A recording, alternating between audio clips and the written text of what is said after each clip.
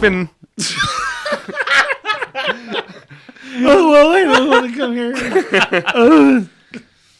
You are listening to the Zillo Boyz podcast. I'm Jacob Sizemore. Straight in front of me, because he continues to change direction, is Ernesto Gonzalez. I'm always changing direction. I'm always on the move, never in the same place twice. And to my left, our first guest star, my homeboy, Peter Marsh. What's up, man. Peter? How's it going, man? Hey, what's up? What's up? Constantly moving. Constantly moving, man. On the run. As our first guest, the first word out of his mouth is yo. Yo. How you doing, guys? All right, so Peter is an actor, musician extraordinaire, many talented. His hair is actually fantastic. I'm painfully jealous about it. I can never get my hair to a situation where it just looks that flowy and majestic. My hair will just continue to be poofy for the rest of days. Ernesto, you will continue to rock that man bun, though. That's right, man. It's not a man bun. It's my Jedi knot. Excuse me. Nice. That's good. That's right. It's not a man bun, dog. Yeah. That's no. I mean, you're a Padawan. It takes a lot of force to get that. A lot of force. You have to be strong with as much force as you can. Yeah. Mm-hmm. Right on. Look at that. I'm forced to get up in the morning and get that done. All right, so let's get some topics ready for Peter right here. So, for those of you watching on YouTube and can actually see the poster behind me, there is a poster for a movie that Peter's in. It's called Ground Sero, directed by yours truly, produced by Ernesto Gonzalez. Produced by yours truly. Produced by Ernesto Gonzalez, and starring the man, the myth, the legend, the majestic hair-looking man over here, Peter. And so, Peter, this was your coming out of retirement from acting because you had not necessarily stopped acting, but you had not pursued it as much. I hadn't pursued it really. Yeah. It's not even really a coming out. More a foray into doing it, somewhat more seriously, I guess. Yeah. I've always been a behind the scenes kind of guy, so I don't know. It's just comfortable to me to be able to just be behind the curtain. So coming up in front of the camera is something that scares the shit out of me, so I wanted to push myself that direction. Like I don't know, like Ernesto, you kind of pushed me too because you're a persistent. So sorry. I'm sorry. I mean, I get focused on something, and if I think I can make it happen, and it's beneficial for everybody, I'm gonna try and make it happen, man. And I appreciate you. You're a solid friend, but like you kind of it was so cool hanging out on set together, man. Yeah, you lit a fire under my butt, and I was just like, wait, I can do this. In a way. Like I know you from your music background. That's how I met Peter.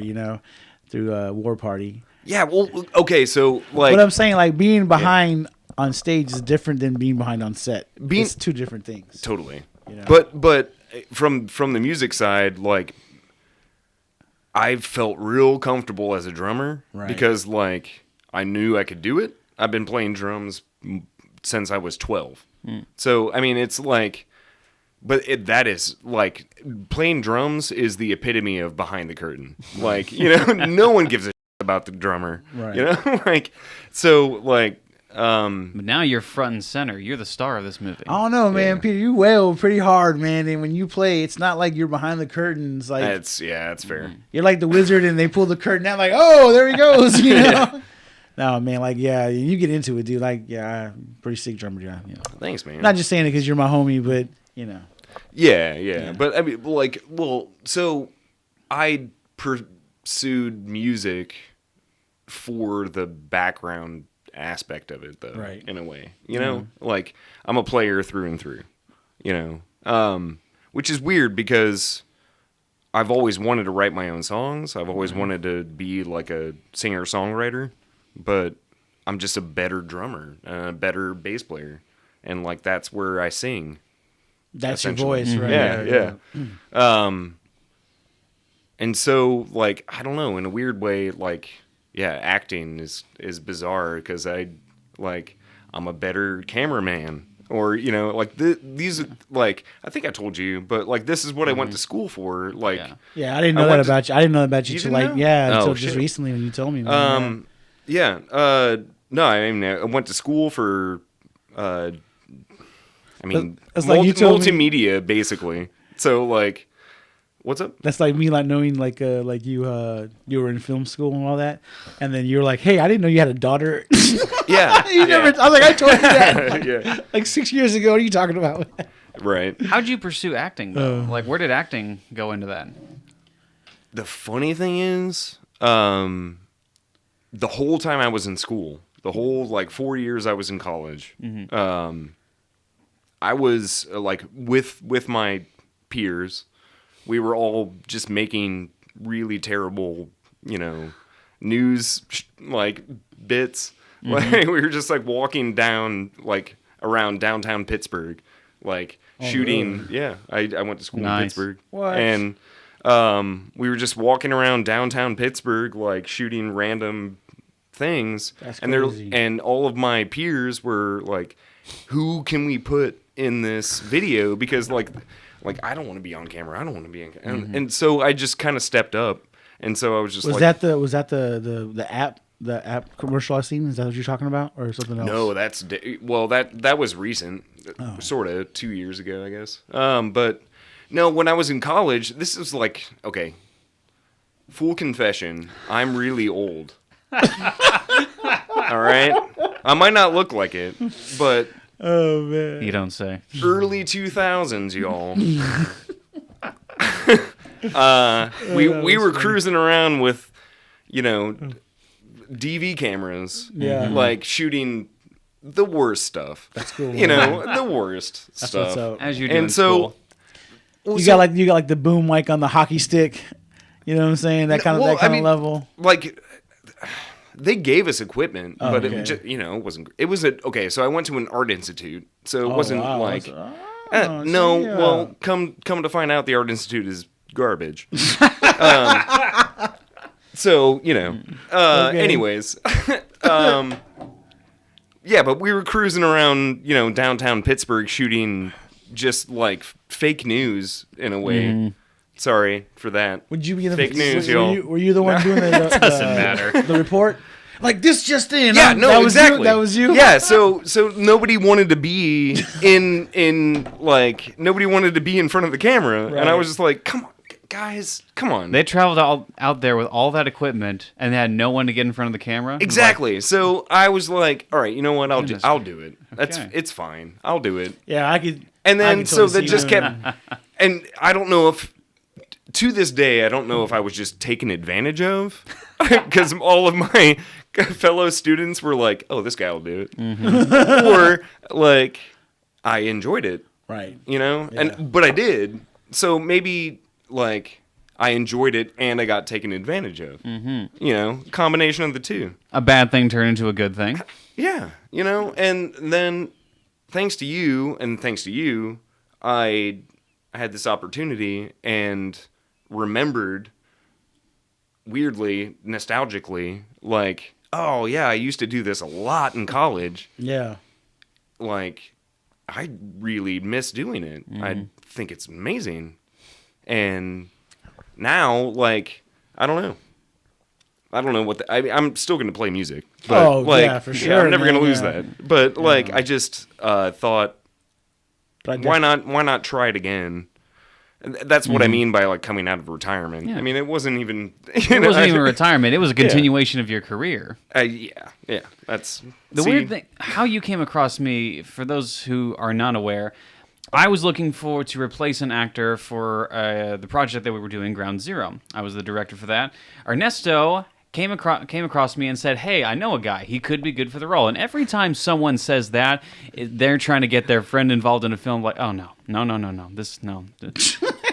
It's just always a bad sign. They're always just that one actor that's just trying to get into something, or they're just awful in every way. And so I said, whatever, let's try it. And Ernesto showed me a commercial you ran. It was that one commercial. And it was like, oh my gosh, he's hilarious. Dog. That commercial was sick, man. And then we actually got you to come over and do a tryout. And you were so unbelievably, not just in appearance, but the fact that you were an amazing actor. And again, you could have fooled me that you were a fully trained actor. The way you're describing your history, I'm hearing this for the first time. Yeah. But you could have said, like, no, I graduated the arts institutes in California or something and came down here because I decided to educate you people in the ways of acting. You could have said that, and I would have believed you. Wow. Yeah. Okay. It was ridiculous. And as soon as you were with me when this was happening, he was having his tryout, and I just kind of leaned over to you and said, "This guy's great. It's like this guy's it." No, I don't remember. I remember. No, like, man, y'all being too kind. No, I'm not even being kind. Too I'm being serious. I'll be mean later, but I'm gonna be nice now. Yeah, I appreciate that. You're welcome. Well, let me ask you a question, Jacob. Like, you've seen him act, and like when the first time you seen him play in concert, what did you think? Like, it's like a whole nother like side of him, huh? Like him playing. I didn't know that Peter was a musician, so seeing him in concert for the first time, Multifaceted, multi-talented Peter over here. I got to see you in a Halloween costume, yeah, rocking and rolling. First I was a time. mummy. You're a mummy. Yeah, that's right. But real on the nose. I don't remember. Was it like the last song that you were playing? Something was happening with your guitar. Yeah. I don't know why. This was just like the coolest moment for me when you did this. You just set your guitar down. It's like, forget this guitar. And just grabbed the microphone and just started singing. Like, yeah. I don't know why. That was just one of the coolest moments. It's like, oh, wow. Go get him. One of the things I learned over the course of the last 10 years, when we'll bleep it out. It's fine.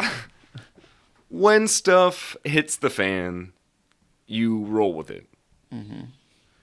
Like, I mean, I haven't told you my musical history, but I've been on multiple coastal tours of the U.S. Mm-hmm.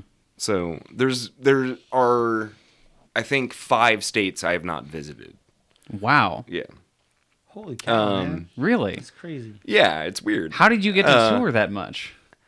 Well, we just, with War Party? With War Party? We went on 3 tours with War Party. Wow. And two up the East Coast, one up the West Coast, and then during War Party's time, our Sir Duda, the Cameron's like solo thing, we did a Midwest.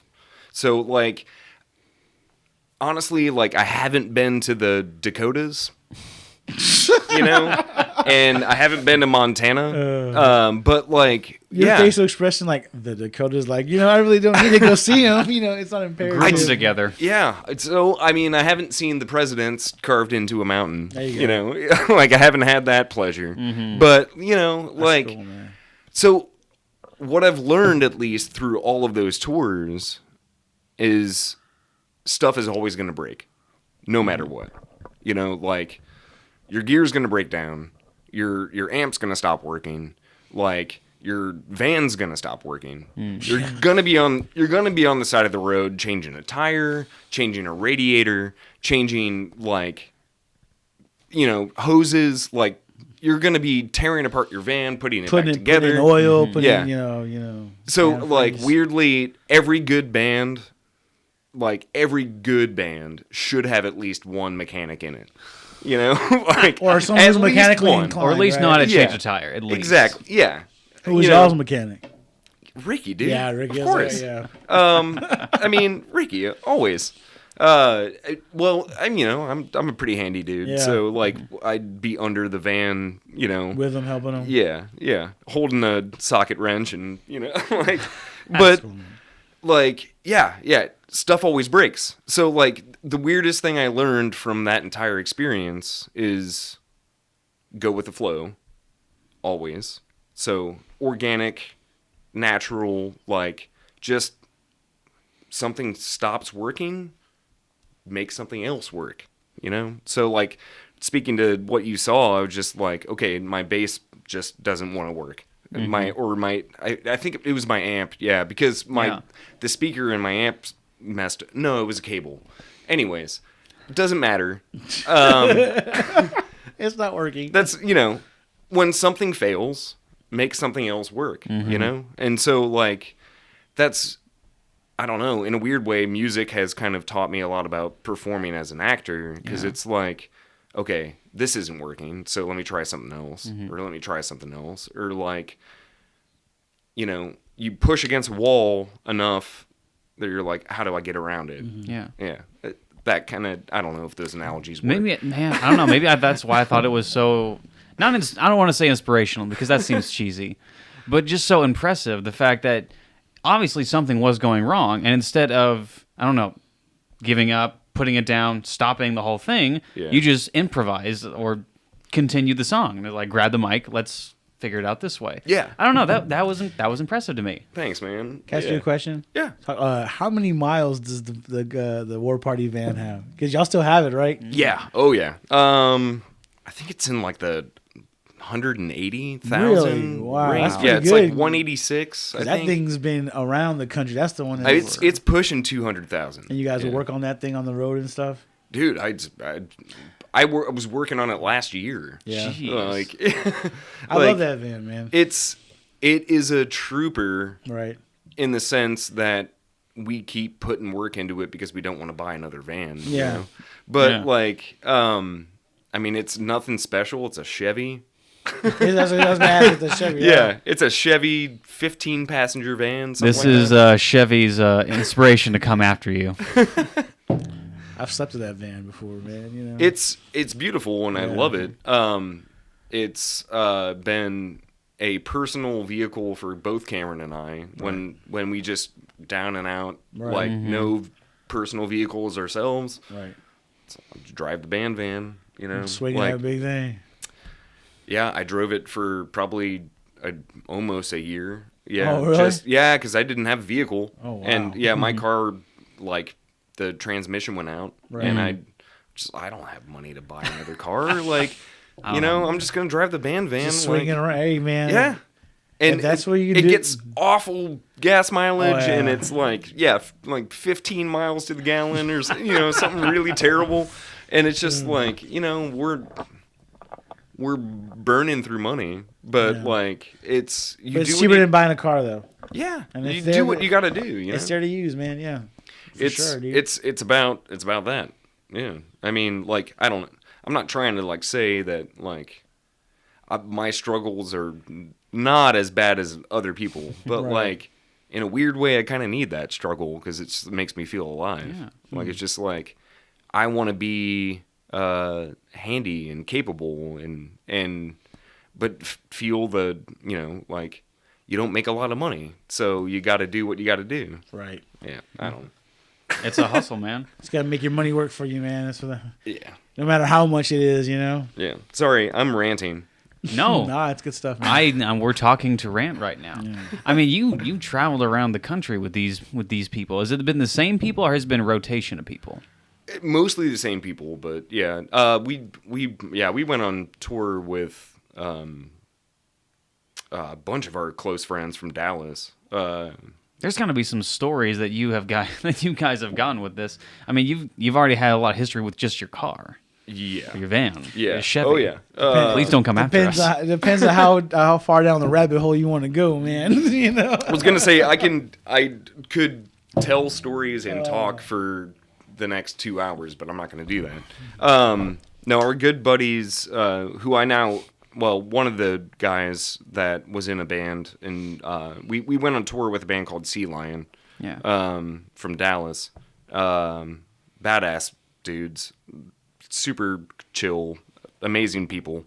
I work with one of the members now, but he or they went on all 3 War Party tours with us.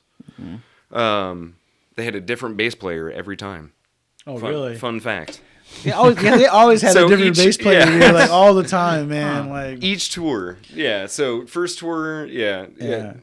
First tour was East Coast, and that was John, and he lives in New York now. So he took to it. that job had a high Rated. turnover rate. Yeah. Oh, what's? Oh, yeah. The bass player of position, Sea Lion. yeah. Yeah. Second tour, was Paul, and he moved away for a bit, but he's back in Dallas now. Right on. And then third tour was our sweet friend Sam. She is incredible. she played in War Party when we were shutting War Party down. Oh, she's the one that played at Fortress First, right? Yeah. Cool. Our last 2 shows, most professional person I probably ever played with. Oh, yeah? She came in prepared. She had a notebook. She learned all our songs. Like, she was ready to go day one. Like, when we first War Party practice, and War Party were a bunch of idiots. Right. So, so she came in like prepared, like wow, like man, yeah, notebook, like. I don't even have a notebook. All the songs like notated. Well, she has serious formal training, so like she had it all notated out, like each note for each bass part, like, and anything she didn't like quite get, she would ask, like, oh, what's, and then she'd hear it, and then boom, like within minutes, she can play had it for sure. Yeah, so. We played 2 shows with Sam. I felt so terrible about it because I'm like, this is the best bass player we've ever had, and then we shut the band down. And like, no, yeah, it was. But yeah, I can't talk enough about the music industry has a lot of really sweet people in it. Yeah, and so does the movie industry. Right. That's a lie. We're all weird. You meet all kinds of. Everyone's weird. Mm-hmm. Yeah. I will say now I haven't had the pleasure of experiencing as much as you have, Ernesto, with Peter as it comes to music.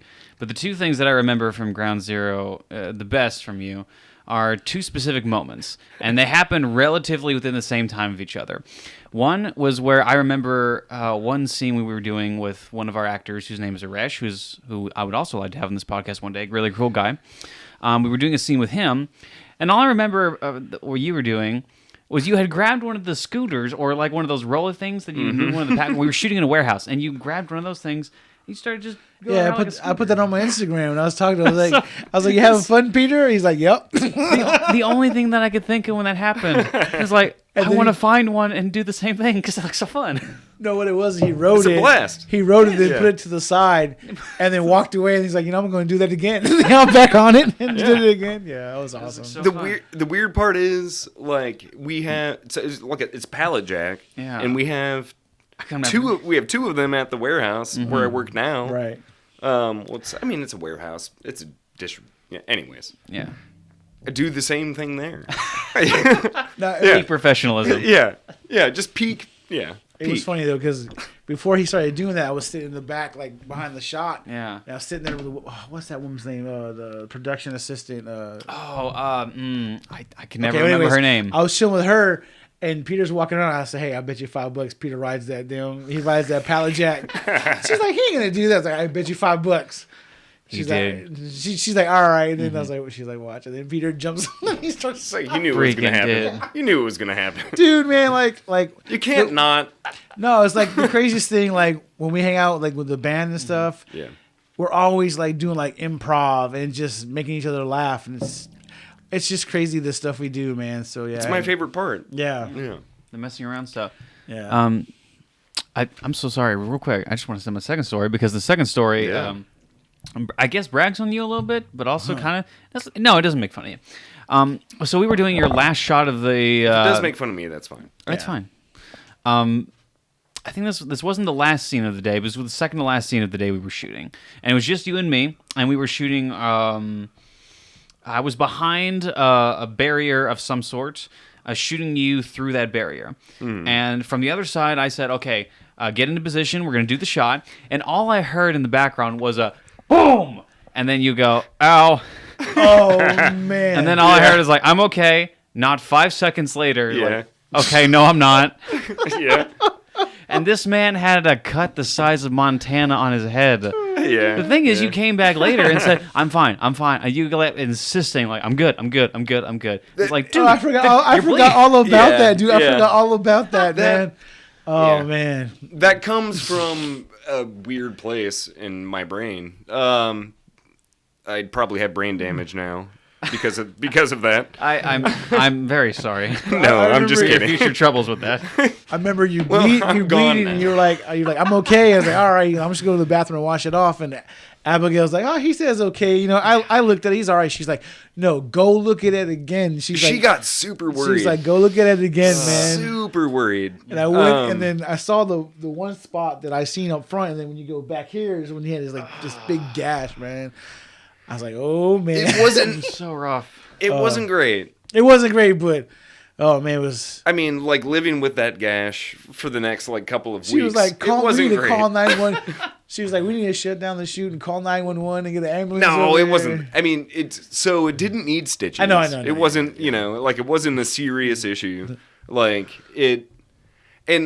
something about the way that my brain works, I'm one of those guys where I'm like, I'm good. Yeah. Like, we put some Neosporin somebody somebody will run up to you, stab you in the leg, and I'd be like, yeah, I'm good.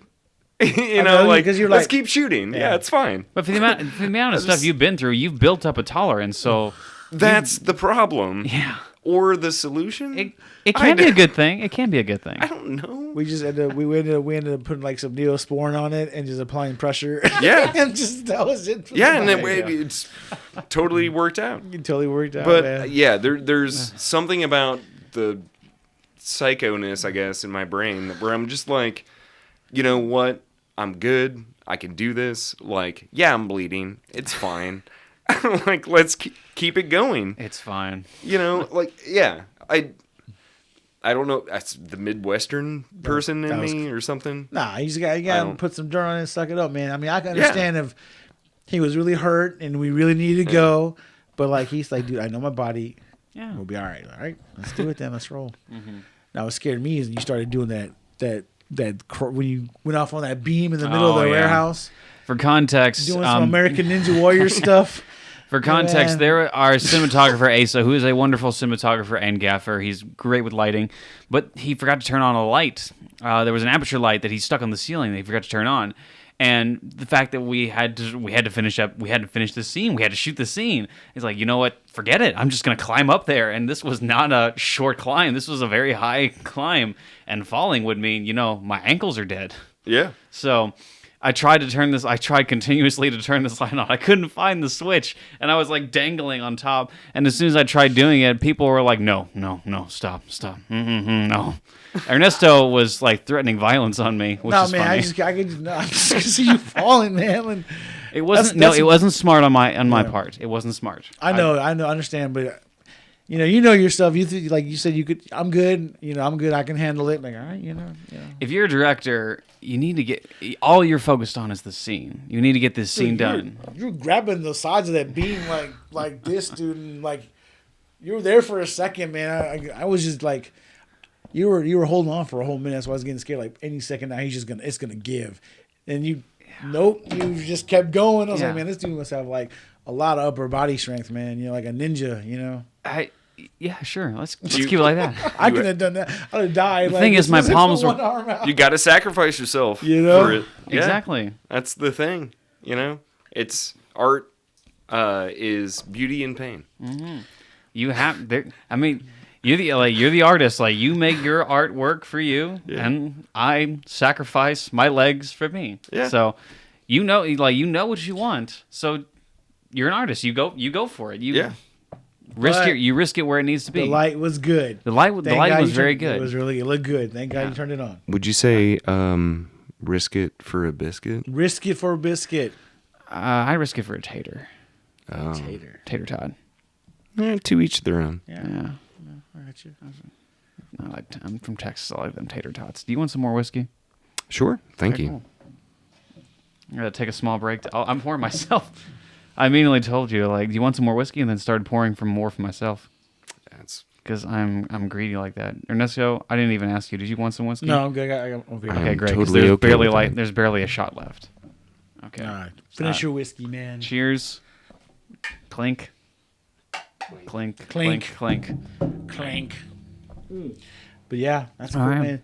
Jack of all trades, master of none. The man, the myth, the legend, the best hair out of all of us. I'll tell you a story about me and Peter and War Party and freaking And all the time I'd come to the shows, Tyler. Mm-hmm. I met him through Tyler, the bassist. Yeah.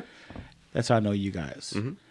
And when I come to shows, I'd go to the guys and I'm like, hey, you guys need help carrying your equipment? Yeah. And every time I like grab a bass or grab a drum or grab a guitar amp or whatever and just mosey through the backstage. Like, yeah, You were actually like a lot of help though.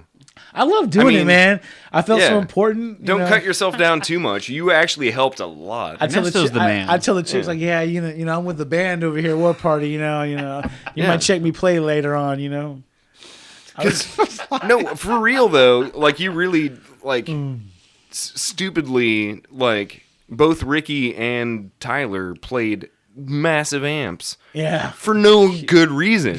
They were huge, man. Like huge. there's just no good reason to play amps that huge or cabs, I guess. Yeah, cabs, speaker cabs. Yeah. But like, yeah, Tyler had like an 810, and you would. Yep, I would. You'd dude. get in there. Sorry, I keep swearing. It was cool. I got many free beers for that, my friend. Yeah. It was awesome, man. But yeah, like, yep, I'm the roadie for War Party, man. Ernesto's the legend. Ernesto's just the cool guy. Ernesto's the guy that everyone knows, everyone likes, and if you don't like him, there is something mentally wrong with you. yeah. My stepmom says is I've never met a stranger. That's the kind of person. Yeah. You were totally that person. So what's up? We're gonna talk about some. So for other Anything else you want to talk about? Anything else you want to talk about? Any stories, or you want to get into some other stuff? I am a humble man. Yeah. All right, good, because I'm done complimenting you. Good. He's a great guy. Let's talk about WandaVision, because I can't wait anymore. I'm sorry, I just have to talk about it. Ernesto. You're into man. it. You're into it. I don't know where to start, man. Let's not. Let's save the ending. Okay. And because I did not mention this on our last podcast, freaking spoiler alert for those of you who have not seen WandaVision. That being said, let's continue, because I want to talk about this interestingness. Okay, so I like that they're moving. I like that they're moving forward with everything, and I like that there's now conflict between Vision and Wanda. Yeah. You get that scene where they're flying at and they're clearly at each other's throats. Vision is not. So it's clear that Wanda doesn't have 100% control over what Vision thinks, because you can see in that first episode that she's like doing like digital cuts, so to make him think what he thinks. Yeah. But she doesn't appear to have 100% control over him. So does that mean like he's still sentient? It's hard to say because he's dead. Well, yeah, but she went and stole his corpse. That was right. That was pretty crazy. That was wild. So she went and grabbed his corpse. See, I mean, it's clear in the series, at least at this point, that like Wanda's unhinged. Absolutely. Right? Absolutely. So like she's got So she's unhinged, she stole his corpse and is essentially trying to bring him back to life. Right. Or already did. But like I thought it was insane that like how do you bring Vision back without the Mind Stone? But is it out of the realm of possibility to think that she's using her own mind to essentially like give him life? Well, he has his own and then thoughts. I know. Well, so here's what I'm getting at. Right. She's using her own mind, which is incredibly powerful. We can see that. She's using her own mind to essentially resurrect Vision, right? To the point where, like, he's a, synthetic being. Right. So, her own mind is the Mind Stone? Possibly. Does that make any sense? Because she has a powerful enough mind to do that.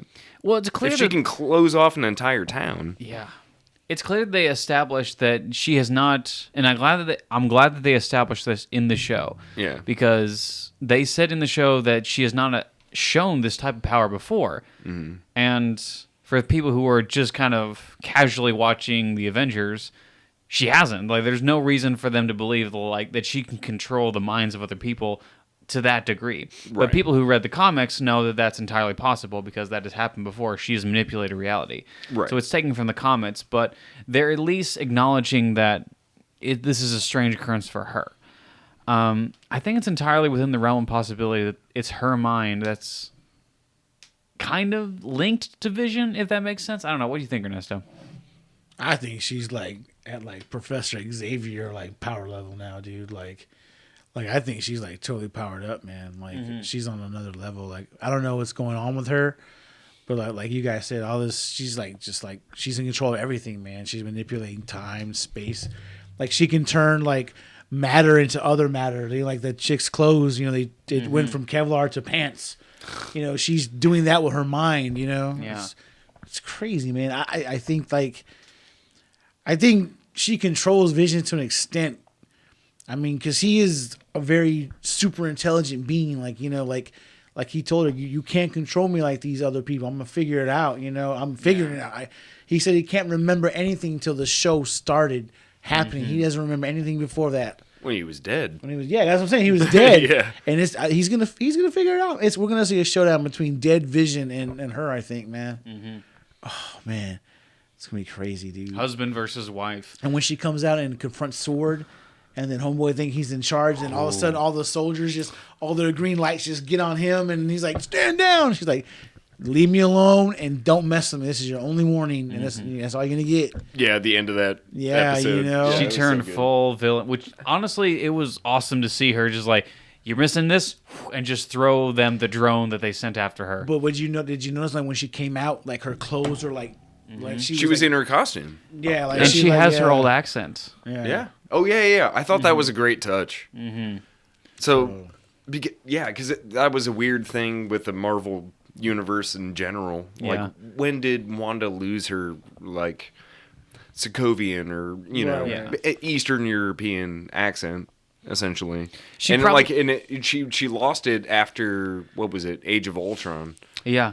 It was during after the Civil War. She basically was gone. Yeah, it's like Storm's accent; it comes and goes. Yeah, as the movies progress, you know. And honestly, it's probably just like a whoops, you know, like the people making the film, you know, it's just, oh, my goof.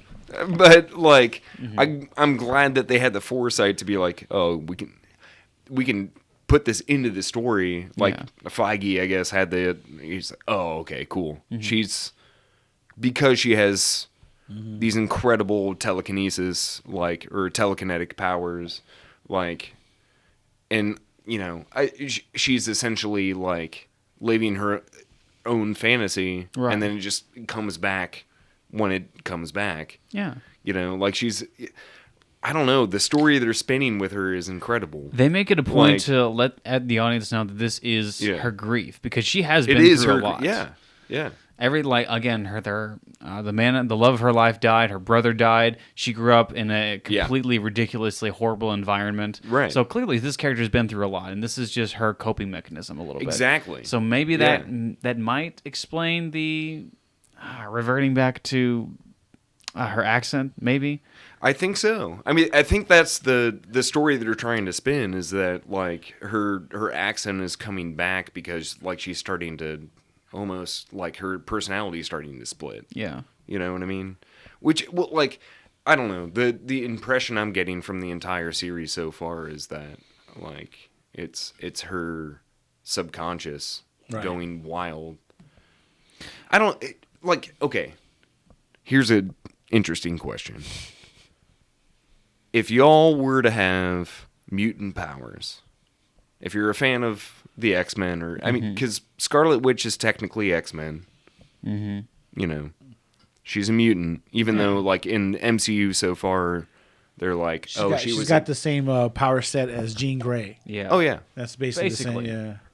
So I mean, if y'all were to have mutant powers, think about how that would manifest if, like, you were unstable, right? So like if you're losing your mind, or if, like, PTSD, right? If you're like, I'm gone, you know, like I experienced, I mean, for example, I don't know what I would go through if my brother died, right? So if my brother died and then boom, I have mutant powers, like my subconscious would just go wild. Sorry. Yeah, you talking about because your grief, man. You go inside your mind. I ain't talking about and then to have the powers on top of that, right? To where your emotions control your powers, and you're just like that's what I feel like they're trying to do with it.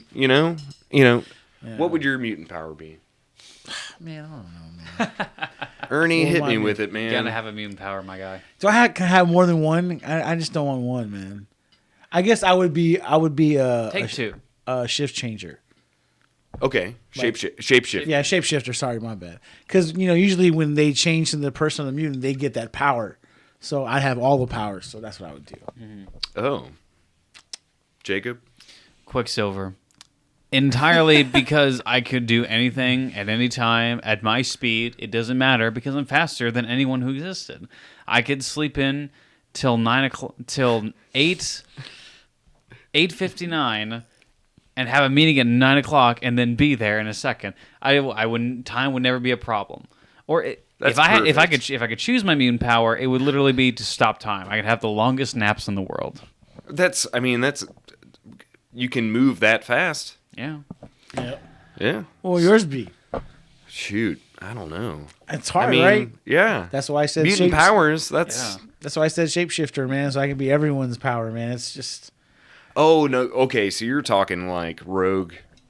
I'm talking like Mystique and Morph, like whoever they change into. Well, but they don't change into. They can't don't get their powers. Yeah, they don't get their powers. So Rogue inherits their powers. They don't get. I thought she got their powers. No. Rogue inherits powers, but Mystique only transforms into the person. Right. Well, I don't know, man. That's hard then, because that's I was banking on that. Yeah.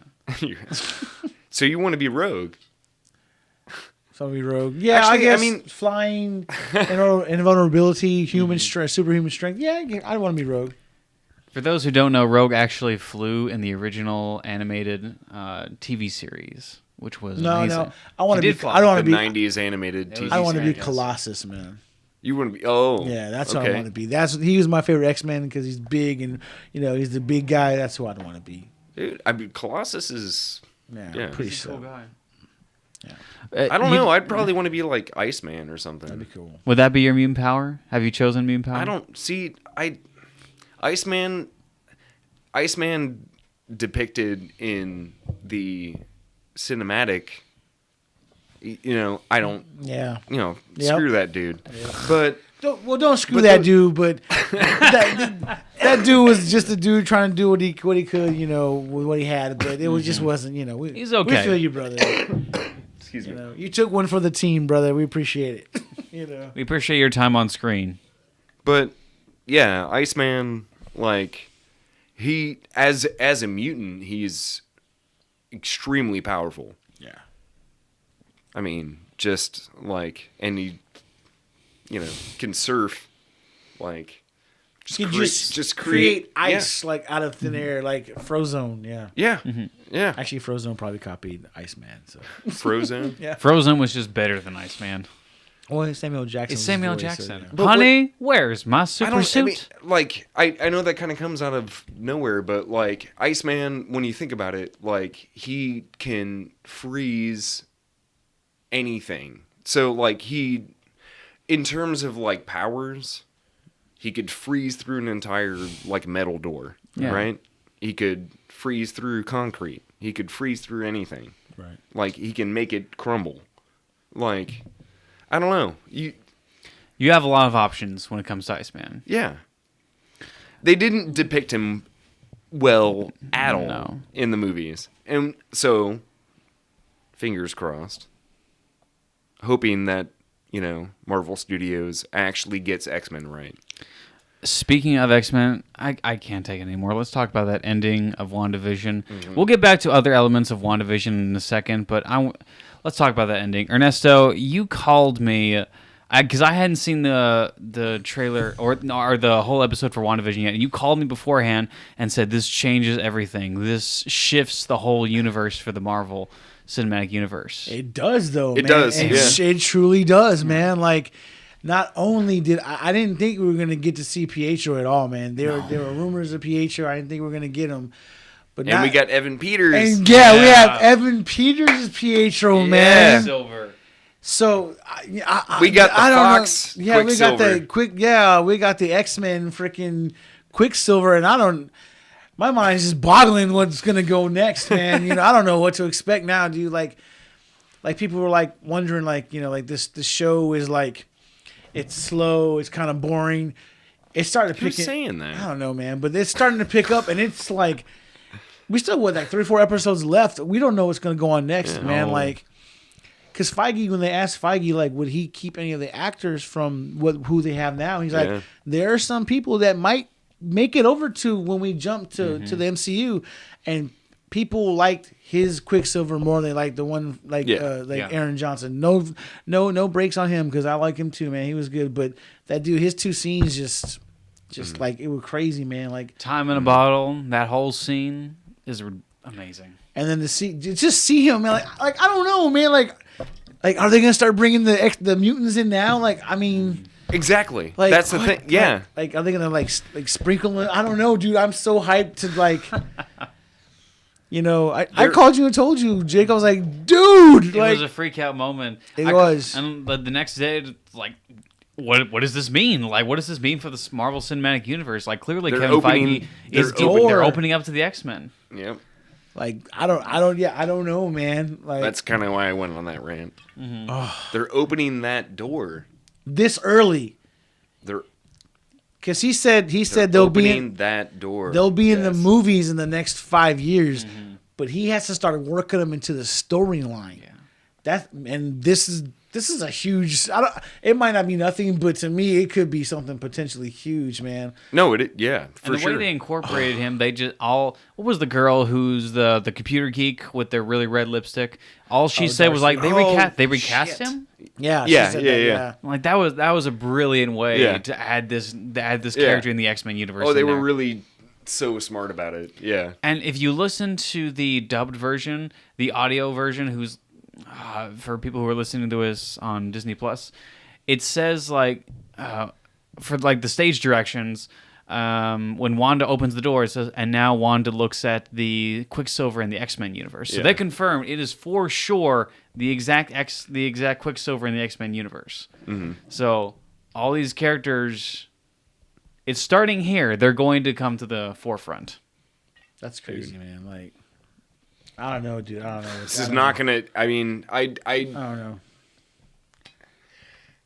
And I severely doubt they're gonna get Hugh Jackman out of retirement. No, that's Wolverine. That's the biggest regret. I know. I doubt they're gonna get him out because Logan, brilliant. Yeah. Sorry. The editing on this thing is going to be ridiculous. I knew this was going to be a problem. Sorry. Okay. It's totally it's fine. He's saying fun wagon. Fun wagon. But yeah, Logan was a great send off. Yeah. No, they're going to have to recast Wolverine, but I mean, like, getting Wolverine into MCU, that would be insane. They said they were going to introduce Storm in Black Panther 2. That's how they're going to. That makes sense. I'm good for that. That makes a lot of sense. That's the rumor. Yeah, that she's going to come in Black Panther 2, and she's going to be like in love with T'Challa, the next whoever plays the next Black Panther or whatever like that. But or they might get kind of, I don't know. They might, yeah. But that would make sense because like her origin story is like Africa. Yeah, you know, like Wakanda. Like in the comics, she's not from Wakanda. No, she's not from Wakanda. She's from outside of it. But she has a history with. She is African T'Challa. descent, but she's not. Does she have a history with T'Challa? Yeah, they were like they were lovers. Oh, Storm and Black Panther. Actually, they get married, man. Oh, really? Yeah. I didn't know this. In the comics, yeah. And then another rumor is that Rogue might be the bad guy in the next Captain Marvel movie. Oh, really? Because in the universe, in the comics, Rogue gets her powers from Captain Marvel. That's true. Oh, that's true. Yeah, and she even So I don't know how that's gonna.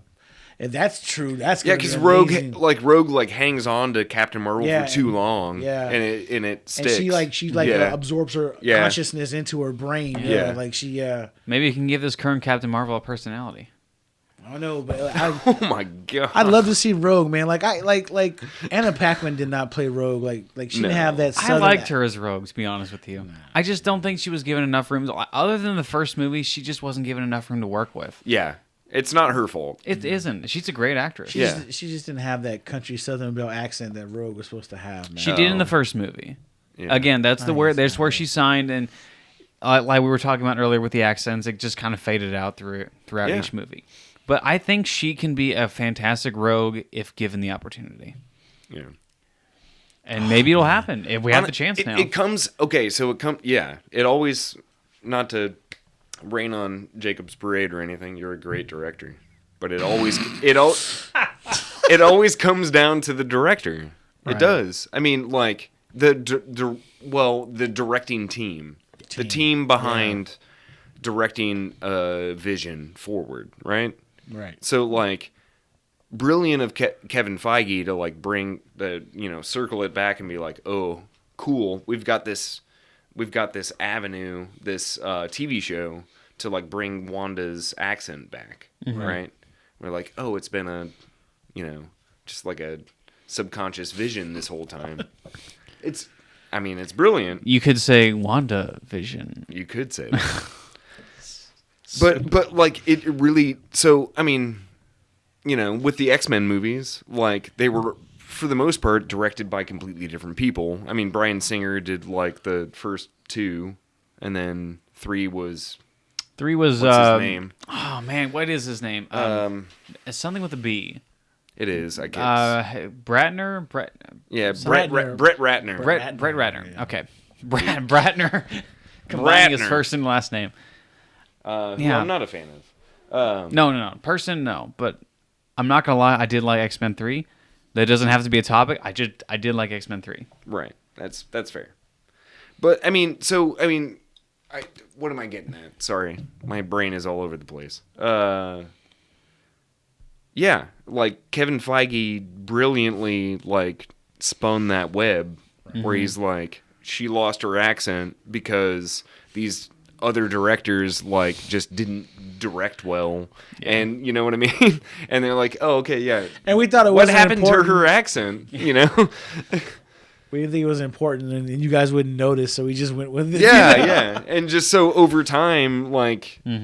Elizabeth Olsen's job got easier because she didn't have to try and do an accent. Thank you. But like Kevin Feige is like, oh yeah, there's a reason for that. I mean, I believe there is a reason for that, and that maybe the Americanization of that character because she was trained. I believe she was trained with Black Widow because you see in like the opening of Civil War that Black Widow is tutoring her a little bit on the ways of being a spy. Oh, so, yeah. That may be the reason. So maybe bringing again. I think that Kevin Feige is a lot more brilliant than that. So I think that bringing this accent back was a conscious choice. Oh yeah, and I think so too. Yeah, and taking it away was for a reason. Again, maybe easier for Elizabeth Olsen, but also it was definitely for a story reason. What were you thinking, Ernesto? Doesn't Black Widow does the same thing because she turns her accent on and off too, doesn't she? Like, there's some parts where she hasn't really ever had one, I don't think. I thought she's had her accent a couple times where she has a Russian accent. Or no, you don't think Possibly. I don't remember one. I don't know. Maybe I'm tripping. I thought she turns it on, off and on, too. I'm sure she can, though, because she's definitely been trained in that aspect. Because, like you were saying, maybe that she was trained in the spy game. Like, maybe she did. Like, that's how she started to do it, Definitely. What was it? The first Avengers movie? Yeah. Where the Hulk shows up? Right? Yeah, when the Hulk shows up. Yeah. The very first Avengers movie is when Hulk shows up. Right? He has his own movie, but then he did show up in the first Avenger movie. So, yeah, I know what you're talking about. So, the very first Avengers movie, she's in Russia. And, right? And she's being tortured, and there's that phone call, right? Yeah, that one scene with... And then she just kicks ass. Yeah. Yeah. Yeah. So... Yeah, sure. I think she can turn it on and off. Yeah. I mean, she's a spy. I'm sure she knows a ton of languages. Yeah, she has that skill. She's got that skill, yeah. Dude, I'm stoked for honestly, I'm stoked for the Black Widow movie. I'm ready to see that thing, man. It's been delayed for over a year, man. I'm ready to see it, dude. I'm ready to see like the Russian Captain America. Oh, he looks so great. Yeah. Mr. Stranger Things. What's his name? I know. I don't remember. I don't know his name. I'm in real stuck life. right now too. Harbor. David Harbor from Stranger. David Harbor. David Harbor. Yeah. Stranger Things. Hellboy. Man, he looks so awesome. In the He's just a big dude, man. He's so huge. Like, he would be cool as the Thing. Like, if he was to play the Thing, like, do motion capture with him. Oh, because But they can't have him be like. I actually don't know the name of the character that he plays in Black Widow, but I just say like Russian Captain America. I think that's what most people say. No one knows what his character is. Captain like, he's Russia. Russian Captain America. Captain Russia. Captain Russia. Nosvidanya. I say that because Drink like vodka. Captain Britain's been talked about a lot recently. But like Captain Russia, David Harbor. Yeah. Okay. He would be an amazing Thing. Yeah. You know? Yeah. 'Cause- He'd be so good as the Thing. Yeah, 'cause- But like he can't be Captain Russia and the Thing because I know, man. MCU's got Fantastic Four now. He can't be both. I trust who they're gonna cast, man. Whoever they cast is gonna be amazing, dude. Yeah. You know, even like whoever they cast to be the X-Men, it's gonna. Yeah. And we finally get to see like Cyclops in the blue and the yellow. We're gonna get to see Wolverine with the blue and the yellow. You know what I'm saying? We're gonna get to see the different variations of their costume that sets them aside from the group. You know what I mean? That's one thing I like about the Singer movies is that he always made them look the same, and in the comics, none of them look the same. They all look different. Only thing they have the same is the X. That's the only thing is the same. Other than that, they all have totally different like costumes and stuff, and hopefully like we'll get an actual African, freaking Storm, and we'll finally get a Russian Colossus. Well, we have one now, but another one, and we'll finally get, like a Canadian freaking Wolverine because he's actually Canadian. You know what I mean? Yeah. He's not American, so maybe we'll get one with a Canadian accent. That's one thing that the MCU does very well. Their characters are true to what they are in the comics, and that's one thing Bryan Singer could not get right. I thought, and I think we're gonna get that in these new variations of these characters. Well, some of those new like iterations with like the Matthew Vaughn ones, like the First Class, and can't remember like even because he did first class and then he left. Yeah, he only did First Class. He was supposed to do. Matthew Vaughn did one of the other ones. No, he was supposed to do. Just he only First did Class. First Class. Yeah, Okay. because he The left next to do one after that was Days of Future Past. That was Bryan Singer returning. Oh yeah. Yeah, he left to Yeah, go. Bryan Singer screwed it up. He left to do the Kingsman movies. Well, Days of Which Future are Past was great. pretty. Days of Future Past was pretty good, and Those are then great. he screwed it up with the previous entry. What was it? Apocalypse, and then Dark Phoenix. Dark Phoenix. Days of Future Past, and then Apocalypse, and then the Phoenix one was. I'm just God, that was a turd. Lovely garbage. It was such a turd, a beautiful turd, a polished turd. I'm just sitting here thinking like we're having this conversation of like mutants in the MCU, and that's what that freaking cameo did to the MCU, man. Like everyone's gonna be talking about what's next for the next week, man. Like it's gonna be crazy. Like the theories that are gonna come out now, man. Like what is gonna go on, dude? Because they've opened the door is The door is open. wide open now. Yeah. It's wide open. Okay, here's a question. What's more bomb dropping? Luke Skywalker in the Mandalorian season 2 finale, or boy. Evan Peters just right now in Scarlet Witch crossing with the X-Men? What's more bomb dropping? I think the X-Men crossover. As an emotional payoff, Luke Skywalker is more emotionally fulfilling. Because, again, I didn't get to see my Luke Skywalker in The Last Jedi. I didn't get to see the Luke Skywalker in the sequel trilogy. To see him in The Mandalorian kicking butt, destroying droids, that's the emotional payoff I've been looking for. Again, when you see that ship go into atmosphere and it's like, no, that's not Luke Skywalker. That can't be Luke Skywalker. And then you see the rose and you see the lightsaber and like, oh, you get that build up to see that character. Like, it is an amazing payoff, and it is a wonderful thing. For Quicksilver, it's definitely a shock. It's definitely opening the world, but I wouldn't say that I'm as emotionally invested in the character Quicksilver as Luke Skywalker. Luke Skywalker is an icon. He is a cinema legend.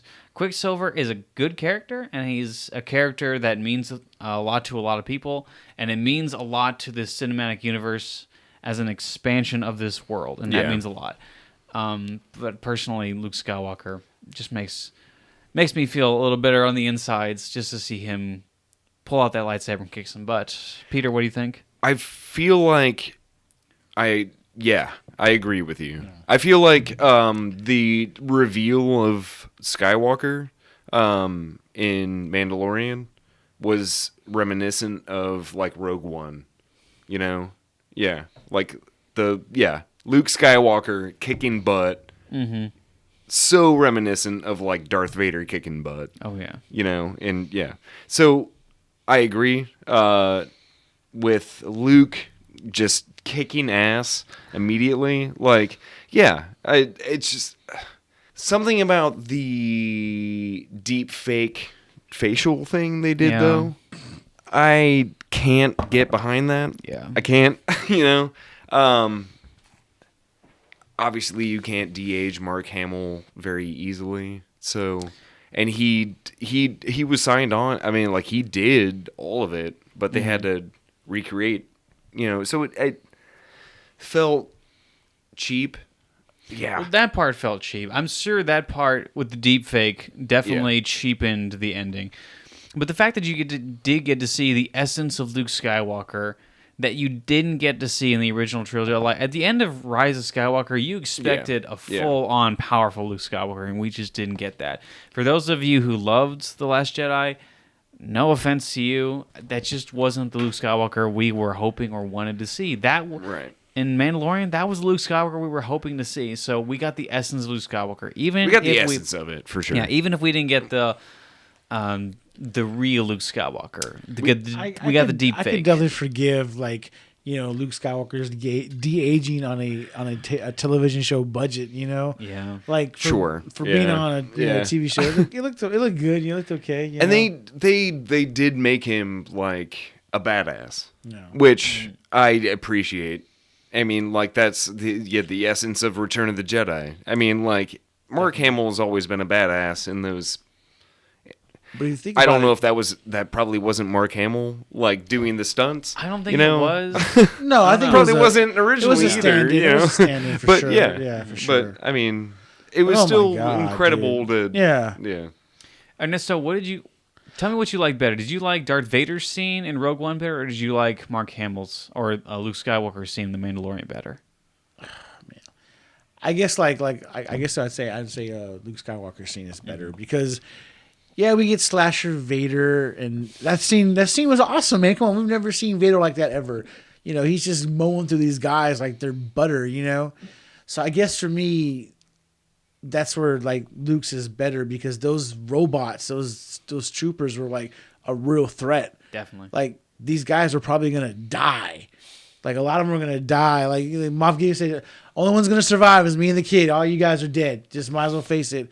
Because, like, you know, Mando went toe-to-toe with one. He couldn't even handle him, dude, you know? Mm-hmm. So he was dead. And Luke comes in, and he just mows through these things like they're nothing, dude. Like, I guess for me, it was more weight to him going. And there were way more of them, too. Yeah. You know, Vader had, like, 8 dudes. You know, Luke had, like, 30 of these things, you know? Yeah. And just him, like, flowing with that saber, bro. I know, right? Yeah. It was elegant. It really, but if you think about it, like, you know, Quicksilver cameo does it raises questions, and you wonder how they're gonna merge these worlds, man. How it's gonna collide. But Luke Skywalker did the same thing to the Mandalorian because people were thinking like Luke, Leia, and Han are gonna be off here, and this is gonna be something else that has nothing to do with them. It's gonna have something to do with the whole world as a whole now, man. So it's kind of the same thing. Yeah. But you guys are right that it was way. I cried, man. I did, man. I was like, so he was like, Dad, why are you crying so much? Like, baby, you just don't understand, man. Like when I was a kid, I grew up on Luke Skywalker. It was Luke Skywalker, you know, Daniel LaRusso, and Optimus Prime, dude, or my 3, dudes on my, I would play with on the playground, dude. You know, this dates me a lot, but like my parents brought me up on the original trilogy, Star Wars, all 1 through 3, on VHS that we probably got from like McDonald's or something, because they were running in the 90s they were running like a promotion. Anyways, it's weird. McDonald's so Star Wars movies? What? No joke. Like McDonald's, like you could there was a promotion they were doing where you could get like the first 3 Star Wars and the first 3 Indiana Jones on VHS. It was just like a weird promo they were doing. I don't know. My mom was all about the Big Mac. My mom, yes. My mom, no. My mom was into this. She was into it. She's the one who got me into it. My mom, honestly, is my cinematic like hero, because she was really into sci-fi, really into fantasy. Like, I, fell in love with it for that reason. I fell in love with Star Wars and Star Trek and everything. Sorry. This is but yeah. So first 3 Star Wars, first 3 Indiana Jones, and running home up my driveway. Ninja Turtles. Teenage Mutant. What about Batman the Animated Series? Did you watch that? Dude, I loved it. That was my other favorite show. On the Batman Animated Series, Mark Hamill, Luke Skywalker. Heck yeah. That's the amazing. Joker, Luke Skywalker. We all grew up with Mark Hamill. Yeah. Oh, that was more of a 90s cartoon. That was 90s. Yes. Still. Bam. Pretty awesome.